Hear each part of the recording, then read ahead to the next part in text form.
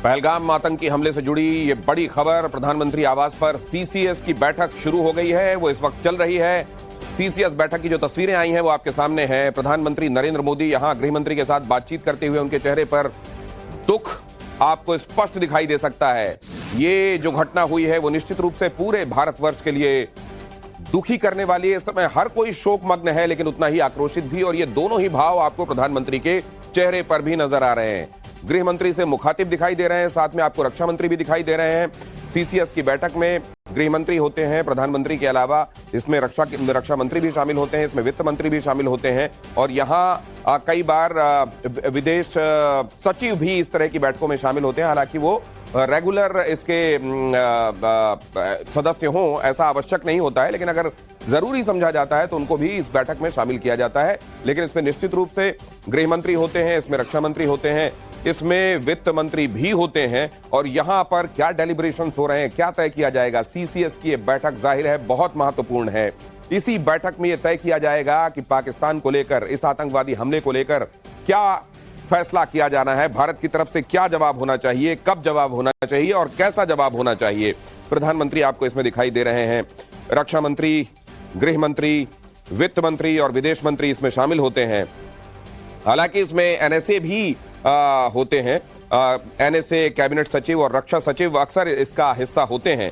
यहां पर और कौन कौन मौजूद हैं, कम से कम यहां इन तस्वीरों में तो आपको एस जयशंकर दिखाई दे रहे हैं, गृह मंत्री दिखाई दे रहे हैं। गृह मंत्री जो कि अभी अभी कश्मीर से आए हैं, और कश्मीर से न सिर्फ वहां घायलों से मिलकर उनका हालचाल जाना है, परिजनों को सांत्वना दी है। जो जगह जहां पर इस घटना को अंजाम दिया गया है, बैसरन घाटी, वहां वो पहुंचे, और यहां सीसीएस की बैठक से जो निकलता है, हालांकि उसका एज इट इज तो आपको नहीं पता चलेगा, क्योंकि सीसीएस में जो होता है वो बहुत कॉन्फिडेंशियल होता है, लेकिन फिर भी एक सेंस मिलेगा, और वो सेंस हम आप तक पहुंचाएंगे। पहलगाम नरसंहार पर समूचा देश आक्रोश में है, मौत का प्रतिकार मांग रहा है, शत्रुओं को आखिरी दंड देने की, निर्णायक दंड देने की मांग हो रही है। खबर है कि पीएम मोदी की तरफ से जो तैयारियां हैं, उनका जो एक्शन प्लान है वो रेडी है। सवाल यह है कि क्या आज की रात पाकिस्तान पर भारी है। रक्षा मंत्री राजनाथ सिंह ने संकेतों में बड़ा इशारा दे दिया है।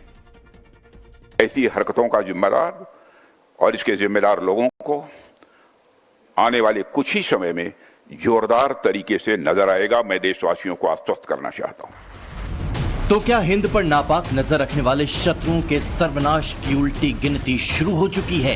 क्या नरेंद्र मोदी के धैर्य को बारूदी चुनौती देने वालों की जड़ पर चोट करने वालों के विनाश की पटकथा लिखी जा चुकी है? क्या नरसंहार करने वाले दहशतगर्दों और उन्हें पालने वालों पर प्रचंड प्रहार ही होने वाला है? क्योंकि मोदी सरकार के नंबर 2 मंत्री ने जो कहा है, उसका मतलब समझने के लिए कूटनीति मामले में पीएचडी होने की जरूरत नहीं है। बड़ी बात यह है कि मोदी के मंत्री ने कैमरों के सामने आकर ये बात तब कही है जब समूचा देश आक्रोश की अग्नि ज्वाला में तप रहा है। पहलगाम में जो हुआ वो इंसानियत के नाम पे कत्ल है, कायनात का कत्ल है, ये पूरा कायनात का कत्ल है। हम बटमालू उसके साथ है, पूरी आर्स्टिन उसके साथ है। मैं इसे ह्यूमैनिटी पे हमला मानता हूँ, मैं इसे इंसानियत पे हमला मानता हूँ। ये केवल टूरिस्ट और पर्यटकों पे हमला नहीं है, ये यहाँ की मानवता पे हमला है। ये मुल्क पर, हमारे घर पर आंखें मत दिखाइए, आंखें मत दिखाइए, हम वो आंखें निकालेंगे, हम वो आंखें निकालेंगे, क्योंकि ये इंसान तो हो ही नहीं सकते, ये दरिंदे हैं। और मैं अमित शाह जी से गुजारिश करता हूं कि पाकिस्तान को सबक सिखाया जाए कि पाकिस्तान में घुस के। सरकार से गुजारिश करते हैं कि इनको कातिलों को नंगा करके इनके खिलाफ कार्रवाई करनी चाहिए, इनको तख्तेदार पर लटकाना चाहिए। जिस तरह का टेरर इंसिडेंट हुआ, ये मैं कहता हूँ पुलवामा 2 मोमेंट है हमारी। एक बार अटैक हुआ था पाकिस्तान पे जिससे उनके 2 टुकड़े हुए थे। इस बार ऐसा अटैक किया जाए कि इसे इतने टुकड़े कर दिए जाएं कि जिसको गिनने में भी सदियां लग जाएं। मैं अमित शाह जी से गुजारिश करता हूं कि पाकिस्तान को सबक सिखाया जाए कि पाकिस्तान में घुस के। बेहिसाब रोष है, अंतहीन आक्रोश है, कपाने वाला क्रोध है और प्रचंड प्रतिशोध के लिए उठ रही आवाज है। कतारों में रखे बंद ताबूतों को देखकर खून खौल रहा है, तिरंगे में लिपटे बेजान जिस्म को देखकर। जज्बात की आंच पर समूचा हिंदुस्तान उबल रहा है अपनों का यूं कत्ल देखकर, और कह रहा है कि पहलगाम में हुए बारूदी कोहराम के बाद सब्र का पर्वत अब बर्फ की तरह पिघल जाना चाहिए, बर्दाश्त की दीवार पर्दे की तरह हिलनी चाहिए। इस मातम को देखकर बारूद लेकर आतंकी भेजने वाले प्रपंची पड़ोसी का हिसाब तय करने की अखिल भारतीय मांग उठ रही है, क्योंकि हत्या नहीं हिंदुओं का नरसंहार हुआ है। कोई इंसिडेंट नहीं है कि आसिफ मुनीर पाकिस्तान आर्मी चीफ 2 दिन पहले ही इस तरह की बातें करता है और उसी के गुर्गे यहाँ इस तरह की वारदात करते हैं। ये कोई नॉर्मल टेररिस्ट नहीं है, ये पाकिस्तान आर्मी एसएसजी के लोग हैं।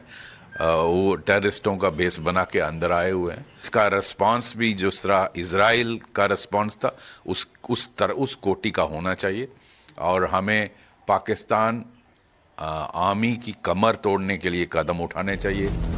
पुलवामा के बाद शत्रुओं की छाती पर बारूदी हस्ताक्षर कर चुके मोदी सरकार से बेहिसाब उम्मीदें हैं, क्योंकि सिर्फ निरपराध पर्यटकों पर गोलियां नहीं बरसाई है दहशतगर्दों के बुज़दिल गिरोह ने, बल्कि सीधे सीधे चुनौती दी है 140 करोड़ हिंदुस्तानियों की शक्ति को। यही वजह है कि आतंक के खिलाफ एकजुट मुल्क शत्रुओं को प्रचंड दंड देने की मांग कर रहे हैं, क्योंकि तस्वीर मिल चुकी है आतंकियों की, पता चल चुका है उनके अड्डों का। अब वक्त आ गया है कि ये पुलवामा से जो जिस तरह से सबक सिखाया था उनको हमला करके अंदर घुस के मारा था, इसी तरह से इन आतंकवादियों को घुस करके अंदर मारें और जहां जहां इनकी जड़ें हैं वहां से समूल रूप से इनको नष्ट कर दें। शत्रुओं के सर्वनाश के लिए प्रतिबद्ध सरकार प्रतिकार के रास्ते आगे बढ़ रही है। प्रधानमंत्री नरेंद्र मोदी, गृह मंत्री अमित शाह, रक्षा मंत्री राजनाथ सिंह से लेकर टॉप लेवल के सारे मंत्री एक्शन में है। दुबई दौरा बीच में छोड़कर लौटे हिंदुस्तान के प्रधान सरजमीन पर पैर रखते ही एक्शन में दिखे। एयरपोर्ट पर ही इंतजार कर रहे एनएसए अजीत डोभाल, विदेश मंत्री एस जयशंकर और विदेश सचिव के साथ मिलकर मंत्रणा की।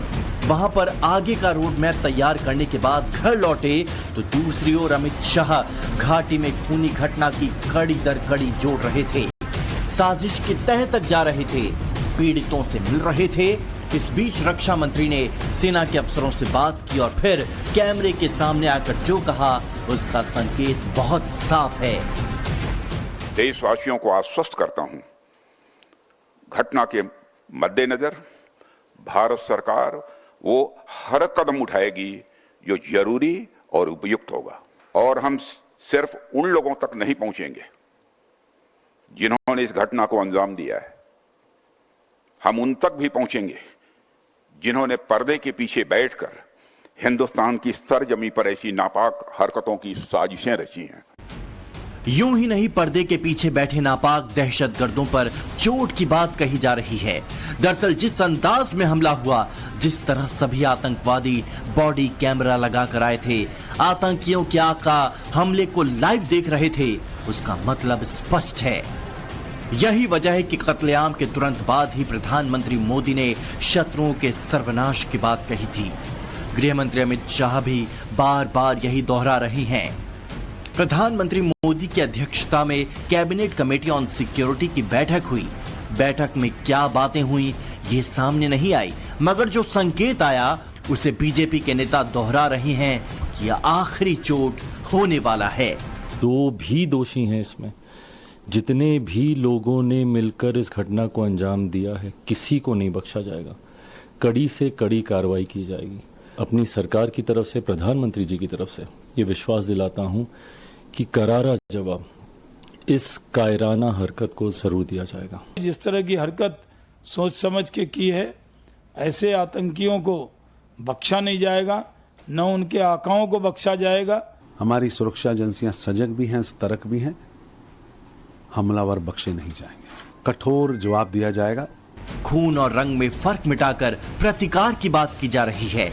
जिस तरह प्रधानमंत्री मोदी खुद पल पल पर नजर रखे हैं, जिस तरह खुद वो एक एक चीज को देख रहे हैं, जिस तरह आतंकी हमले के बाद समूची दुनिया चट्टान की तरह हिंदुस्तान के पीछे खड़ी दिख रही है, उससे साफ है कि जो होगा बड़ा होगा और शत्रुओं का सर्वनाश होगा।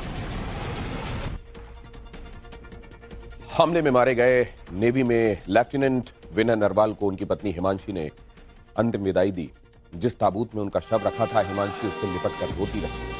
आखिरी विदाई देते वक्त हिमांशु ने जो कुछ कहा उसे सुनकर आपकी भी आंखों से आंसू रुकेंगे नहीं। उन्होंने कहा, जितने भी दिन साथ गुजारे वो बेस्ट थे, अब कैसे जीऊंगी, आपको हर पल याद रखूंगी, आपको सर्वश्रेष्ठ जीवन मिले, हमें आप पर हमेशा गर्व रहेगा। लेफ्टिनेंट विनय नरवाल की पत्नी हिमांशी के शब्द उन्हें अंतिम विदाई देते हुए